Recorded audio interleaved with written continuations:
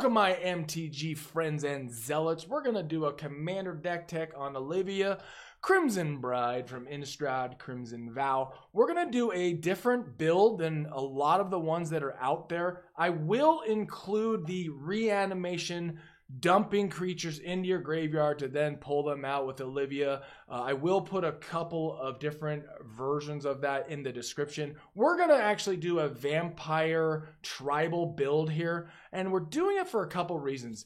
One, it's a 6-drop. So by the time you've got enough creatures in that graveyard, somebody's going to Bojuka Bog you or really start dealing with your graveyard. So instead of going down that regular route, which we'll talk about a little bit later because there's actually a combo or two that we're going to discuss that we didn't include in this build that you can certainly put in. But let's get started with this vampire build of Olivia Crimson Bride. I think you're going to really enjoy this one and putting this one together. So let's talk about zip packages. And as usual, if you're new, please subscribe and like. It does help. All right, so we got vampires, lots and lots of vampires. We got the land package, which is the most versatile, swappable. We got only one shenanigans card this time. A bunch of maybe boards, you know, like this typical stuff like you don't have to run a Badlands, so I just put it in the maybe board, that kind of stuff. A couple of the really expensive ones that aren't necessary to make this thing pop off. We got a couple blood tokens. You know, there was a few really cool ones in Crimson Bride, but there wasn't, I mean Crimson Bride, in Crimson Vow, but there weren't enough of them to like really make it main in this deck. All right, we got some draw and much to do about nothing. What am I really trying to say here? We have some tutors. Jesus, my goodness. And some tribal, lots and lots of tribal, including some ramp and a lot of removal. All right, so let's get into it. Let's talk about the commander first, and let's make this happen, Captain. All right, it's a legendary creature vampire noble. It's a 3/4 flying with haste. Again, I do not like that this is a 6-drop, but we're going to live with it. It would have been nice if it was a 5-drop. Whenever Olivia Crimson Bride attacks, return target creature card from your graveyard to the battlefield tapped and attacking. It gains when you don't control a legendary vampire. Exile this creature. That's another reason I thought, you know what, let's just make sure we got a bunch of vampires out there for board wipes and for shenanigans and removal that your opponents are inevitably going to have. Inevitably. Wow, man. Wow. All right, so we got the gist of this. Let's go through the vampires. Before we go through the plethora of vampires, I want to talk about the actual other builds and why we steered away from them in a little more detail. So one of the main things in a lot of those other decks is this alt combo where you have Ashnod's Altar to sack Port Razor and then keep bringing him back with the triggered ability of Olivia Crimson Bride. Whenever Olivia Crimson Bride attacks, return target creature card from a graveyard. So this one gives you the ability to have another attack phase. So if you whack-a-mole this thing and then you bring it back with Olivia, it just goes round and round and round you go. And then the extra bonus, if you have Goblin's Bombardment, you're golden because you're going to keep doing 1 damage to your opponent. Now the other thing that is important is with Port Razor, whenever Port Razor deals combat damage to a player, see, you have to bring him in unblocked. So this combo is cool, but it needs a whole lot of things going right for it in order for this to trigger like you really want it to. So with that in mind, didn't include it. Moving on. All right, let's talk about some vampire action. And we are in black and red, so we're going to include some red stuff that we normally wouldn't in a vampire build, which is Cooliosis. All right, I'm going to drink some tea out of this. Oh, it's green, so you can't even tell what it is. That's super weird. That's hilarious. This is a Boba Fett, actually, but you can't really tell what it is because it's green, and I didn't think about the fact that I have a green screen back there. What? Oh, well. We're doing it live, folks. At the beginning of your upkeep, each player sacrifices non-vampire creature. I believe we have almost all vampires in this build, except for, you know, like Dockside Extortionist and those kinds, which we'll get to in a momento. Oh, did I talk about that one? Yeah, I did. Excuse me. Bloodline Keeper. This one is super fun. Put a 2/2 black vampire creature token with flying onto the battlefield. Whenever I play this in Vampire Tribal, it inevitably gets whack-a-mole before you can ever transform it into the 5/5 that taps and makes more Cooliosis stuff. Put a 2/2 black vampire creature token with flying on the battlefield. Transfer Bloodline Keeper. Activate this ability only if you control 5 or more vampires. And the likelihood you're going to have 5 or more vampires is really going to depend on your opponents and what kind of decks they're playing you.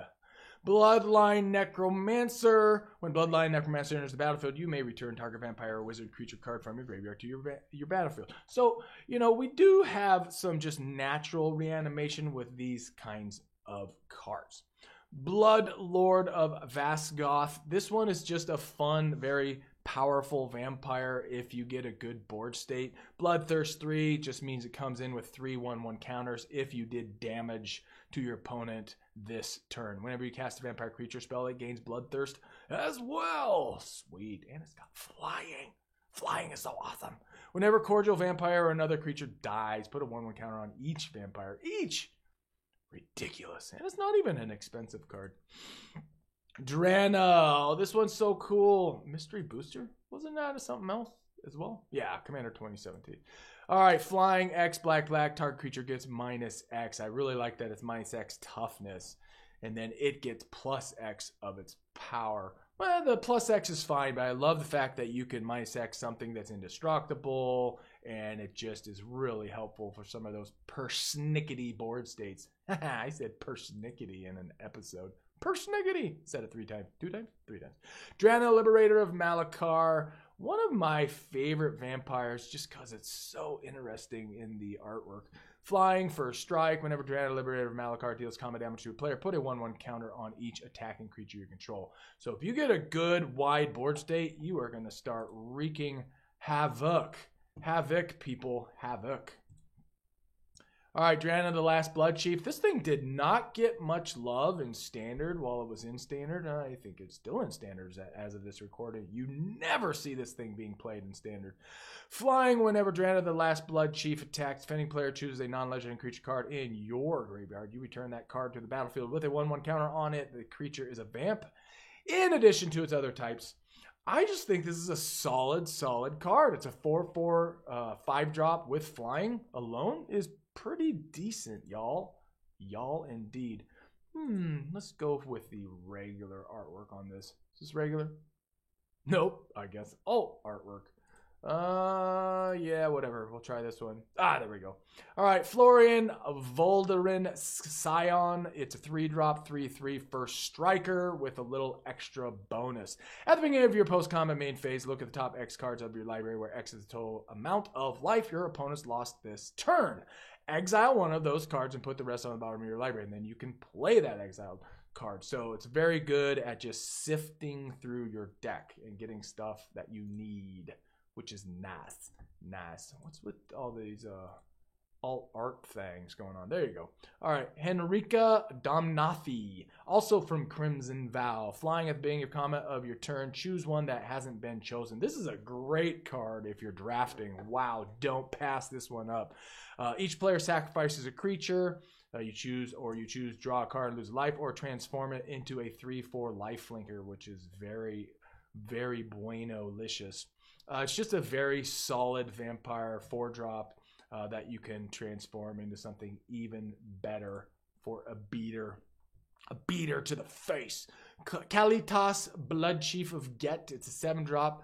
Doesn't have flying, even though it's a vampire. I mean, shouldn't all vampires have flying? I think so. Put in the comments if you agree. All right, for 3, after it no longer has summoning sickness, you can destroy a target creature. You can then grab it and make it a vampire token onto the battlefield, right? If that creature is put in the graveyard this way, put a black vampire creature token on the battlefield. Yeah, its power is equal to that creature's power, and its toughness is equal to that creature's toughness. Everything has so many words on it now. Words. Lots and lots of words. All right. Kalitas, Traitor of Get. This is super crazy looking artwork. I mean, what is hanging from its neck? You know, I never even noticed that before. He actually has little like token or totems around underneath his, well, lack of nipples, I guess. I don't know, man. All right, legendary creature, vampire warrior, lifelink. Love that it has lifelink, and it's a 4-drop. If a non-token creature an opponent controls would die instead, exile that card and put a 2/2 black zombie creature token on the battlefield. So you just got extra 2/2 blockers, or just hit with to the face some more. And for 3, sacrifice another vampire or zombie, put 2 1/1 counters on it. So you can even make this bad boy bigger for some life gain. Mephidros Vampire. This one is disgusting. It's 6 flying. Each creature you control is a vampire in addition to its other creature types, which is fine because pretty much all of them are already. But even better, whenever this creature deals combat damage or deals damage to a creature, put a 1/1 counter on this creature. So now your opponents have to decide whether they're going to be blocking or not, which is even better. Necropolis Regent, 3 black out of Crimson Vow Commander. Is it just out of that? Oh, and it's also out of Ixalan, right? Yeah, I thought so. All right, Explorers of Ixalan. Flying, whenever a creature you control deals combat damage to a player, put that many 1/1 counters on it. Another one where it just has that vigor effect. Very, very cool. Nighthawk Scavenger, a very swappable card if, say, you don't feel it necessary to run as many vampires as we have in this build, and you're really got a hankering for putting something else in. You could easily swap this one out. I like its stats. It's a 3-drop flyer death touch lifelinker that gets bigger depending on what's in your opponent's graveyards. Very cool card. And a staple vampire in Rakdos. This one is flying for 2, deals 1 damage to another target creature. That creature becomes a vamp in addition to its other type. Put a 1/1 counter on Olivia. And then for 5, you get to grab it, pull what blue likes to do, and go grab it and make it your own. Ha ha ha. Yes, that is pretty cool. And it's as long as you have Olivia out. So those go back as soon as you lose her. Olivia, mobilized for war, 3-drop, 3/3 flyer. When another creature enters the battlefield under your control, you may discard a card. Now, we're not running madness mechanics or really discard mechanics. So this one is also relatively swappable, but it can help you sift through your deck if you need. If you do put a 1/1 counter on that creature, it gains haste until end of turn, and it becomes a vampire in addition to its other types. Patron of the Vein is super gross as a vampire. When it enters the battlefield, destroy target creature an opponent controls. 2 thumbs up on that. And then on top of all of that, whenever creature an opponent controls dies, exile it and put a 1/1 counter on each vampire you control. Vampire-licious, folks. Vampire-licious. All right, another one that's new out of Crimson Vow. Oh, looks like it's actually a commander card.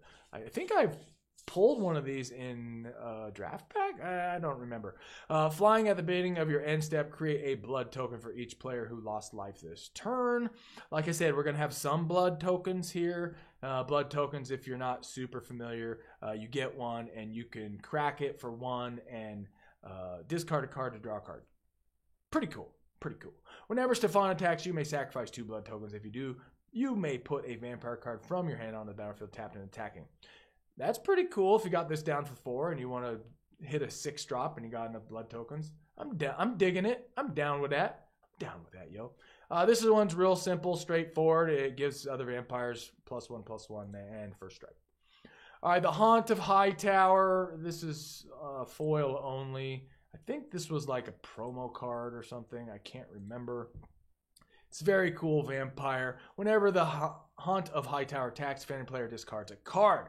I like it. Whenever a card is put into an opponent's graveyard from anywhere, put a 1/1 counter on the Haunt of Hightower. So this is just a very good utility card with the extra added bonus of lifelink. It is a 6-drop though, so it could be on the chopping block if you're really not digging it being a 6-drop. Veto Thorn of the Dusk Rose. More life gain shenanigans. Whenever you gain life, target opponent loses that much life. Boom. And for 5 creatures you control, gain lifelink until end of turn. So just a nice early 3-drop, and it has real versatility. in mid-game if you need it and you need to get your life gain back up. Because this is not a life gain deck. All right, Westgate Regent can get out of control real quick. It's got Flying Ward. Ward is discard a card, so that means that your opponent would have to discard a card in order to whack-a-mole Westgate Regent. Whenever Westgate Regent deals combat damage to a player, put that many 1/1 counters on it. So if it deals 4 damage, it now is an 8/8, which is ridiculous, especially in standard and or drafting. This is a bomb for sure. All right, Yahenni Undying Partisan, 3-drop with super cool artwork. It is a haster for 3. Whenever a creature an opponent controls dies, put a 1/1 counter on it. Sacrifice another creature, it gains indestructible. Yes, I will take it. It's a 3-drop with haste that gets bigger. Boom, shalakalak. This is another one that has some super cool stats to it, but is super swappable in this build, but I do like its stats. It's a 6-drop 4/4 that gets cheaper depending on if you got rogues out there, warriors, wizards, all that kind of stuff, which decreases its cost by 1 each, which is incredible. And we have a few of those floating around in this build. Other creatures you control have Death Touch, and whenever a creature you control deals combat damage to a planeswalker, destroy that planeswalker. Now, in my play groups, people don't play a ton of planeswalkers, but that isn't to say that this won't be super duper effective by whack-a-moling some planeswalkers, especially with it having flying and becoming cheaper with your board state. All right, tribal action. Blade of Bloodchief specifically for vampires. Whenever a creature dies, put a 1/1 counter on equipped creature. If equipped creature is a vampire, put 2 counters on it instead, and it is super cheap. It's a 1-drop that costs 1 to equip. So for 2, you got this on your creature, swinging hard indeed. Captivating Vampire. Other vampire creatures get 1/1. That's a great enough stat for 3. And tap 5 untapped vampires you control and gain control of target creature. It becomes a vampire in addition to its other types. And that is permanently. So if Captivating Vampire gets whacked, you still keep that creature, which is hilarious. All right, any great tribal deck is going to have Door of Destinies. You choose Vampire in this instance, and all of them gets +1/+1 for each charge counter on Door of Destinies. And each time you cast a spell that's a vampire, it gets a +1. So this gets out of control real quick. Real quick. And it's way better than Coat of Arms and stuff, because this gives only your creature type the +1 shenanigans. Herald's Horn, which is actually dual action. It is tribal, but it's mostly for draw. As Herald's Horn enters the battlefield, of course, you choose vampires, and creatures cost 1 less to cast. At the beginning of your upkeep, look at the top card of your library. If it's that creature type, you can reveal it and put it in your hand. So it just helps you draw stuff out of your deck and get through that 99 cards. This one is interesting. It's in red, Rakish Air. Whenever a vampire you control deals combat damage to a player, put a 1/1 counter on it. So another way of getting those 1/1 counters. This card is swappable. So if you're looking to exchange a card, this one is on the chopping block. Sanctum Seeker, another great tribal vampire. Whenever a vampire you control attacks, each opponent loses 1 life and you gain 1 life. I like the stats on this. It's a very effective card, especially when you're just starting to drain your opponents. It's very cool. All right, Sorin, one of the only planeswalkers in this build. It's just groovy-licious for vampires. It's +1. Its target creature you control gains Death Touch and Lifelink until undeterred. If it's a vampire, put a 1/1 counter on it. Love it. And then its other +1, you may sacrifice vampire when you do. Sorin Imperial deals 3 damage to any target. So you can do some board clear if they're not blocking with a creature you want to get rid of. And it's not indestructible. And it's -3. You can put a vampire creature card from your hand onto the battlefield. So you can drop this for 3. Down tick it immediately by 3, and it'll still live having 1 loyalty counter, and you can get one of those 6 drops out and be smirking and smiling, y'all. All right, one of the most efficient tribal cards out there. As Urza's Incubator enters the battlefield, choose a creature type. Vampires. Creature spells of that chosen type cost 2 less to cast. So any kind of tribal you're doing, consider Urza's Incubator. It is an incredibly powerful card for tribal, originally out of Urza's Destiny. Yeah, I like that version better. And then, of course, we got Vanquisher's Banner. As it enters the battlefield, choose vampires. All those get +1/+1. And whenever you cast one of those vampires, you draw a card. So, dual action there. All right, we got some removal. A lot of the typical stuff. We'll just blast through this real quick. Rakdos, destroy artifact creature or planeswalker. Blasphemous Act, you know what this does, right? Each creature makes it cost 1 less, does 13 damage to everybody.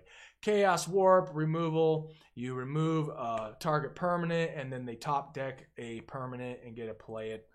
So it's a little bit of a gamble. Damnation, good old Damnation. Feed the Swarm. Don't forget that this one can destroy a creature or an enchantment. So often I see people forgetting to use Feed the Swarm to remove a persnickety, use that word again, enchantment, and then they realize after, like, I don't know why I got rid of the creature and not that horrible enchantment. But hey, whatever. All right, removal, but just for your opponents. Choose a creature type. Vampires.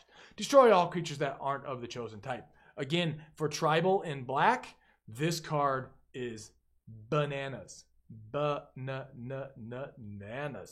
All right, each non-vampire creature gets -X until enter, where X is the number of vampires you control. Yes, very, very expensive in terms of mana, though. But this is so perfect for a vampire build. Terminate, we know what that does, right? Destroy target creature. Gyarated. Toxic Deluge, -X all creatures by paying life and the 3. All right, Vampire Vengeance with that funky looking artwork. There we go, better. Vampire Vengeance, it does 2 damage to each non-vampire creature, and you create a blood token. Also a swappable card, but I put it in here because we are so vampire-centric in this. All right, we're going to blast through the lands very quickly. Ancient Tomb, 2 colorless for 2 life. The Pathway in our colors. The Shockland in our colors. The Fetch Land in our colors. Cabal Coffers, because we are also going to be running Uberg. So add 1 black for each swamp you control. Castle Locthwain, so we can get some of that draw action. Cavern of Souls, because we are tribal and we want to keep blue from countering our vampire spells. Fabled Passage to go grab land untapped if you have 4 in play, including Fabled Passage. All right, Haunted Ridge. That's the cool one out of Innistrad. Is that a Crimson Vow? Oh, Midnight Hunt. That's right, Midnight Hunt. And this is the one that comes in untapped if you have 2 or more lands. All right, Luxury Suite is if you have 2 or more opponents. And then we got some mountain actions. We got the other fetch land, Prismatic Vista for 1 life. All right, so in case we want to get some of our legendary creatures through with Fear, this one is going to do it for you. Yes, indeedly do. All right, another one to ping you for 1 to get the color you need. Some Swampies and Urberg, like I was saying, which turns all lands into swamps as well. All right, and then Castle Dracula. I put this in here because of the vampire build. For 5, we can create a blood token. This ability costs 1 less to activate for each vampire you control. So that could cost nothing depending on your board state, which would be super cool. And you can also pay 1 life and add 1 mana of any color to spend it on a vampire. Very, very vampire specific card. All right, we got some tutors, the ones you would expect. Demonic Tutor to grab a card out of your library, put it into your hand for 2. Gamble to go do the same thing, and then you lose 1 randomly out of your hand. I don't like that you have to dump a card, but it does only cost 1, and it is in red. So doing pretty good. It's a staple in red. I felt like we needed a couple extra tutors in here, so I put Grim Tutor in here, which is the lesser of some of the tutors, but you can go search for 3 life and put it into your hand, and it also costs you 3. Profane Tutor as well. This one's very cool out of Modern Horizons 2. Yes, okay, I thought that was the first printing of it. You suspend, which just means you pay 2, and then it suspends for 2 turns, and then you get to search your library for a card. Very, very cool, versatile. Go tutor up on basically turn, what, 3? 4? 3 or 4? Yeah. Suspend for 2, 3, 4. Yeah, there we go. Turn 4. Did you see the little cogs going? The little mice going? Yeah. Yep. Doing it live. Vampiric Tutor, we all know what this does. We go search up, tutor a card, put it on top of a library at instant speed before your opponent ends their turn. All right, ramp, the ones you'd expect: Arcane Signet, Dark Ritual, Dockside Extortionist, Jessica's Will, to add red for each card in target opponent's hand. Super ridiculous card. Nirkana Revenant, this is the one that whenever you tap a swamp, you add an additional red. This is a reprint, isn't it? Yeah. I knew that was a reprint. I knew it, folks. All right, we got our Signet in our colors, Soul Ring, and then Shenanigan card, Torment of Hailfire. I put this one in here because this card wins games. If it is stalled out and you're like, ugh, I can't get through, you throw this into the mix with a bunch of mana. Repeat the following process X times. Each opponent loses 3 life unless that player sacrifices a non-land permanent or discards a card. You can really hit him for multiple iterations of this if you play it right. And it doesn't get countered, of course. All right, Olivia's Attendants. I was on the fence about adding this card, but because we are so vampire specific, I just thought it was a hilarious card. I mean, it's not even $1 to get. Whenever Olivia Attendant deals damage, create that many blood tokens.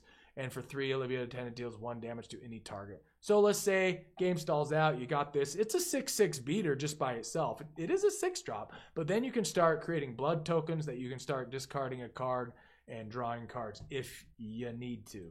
Very, very cool.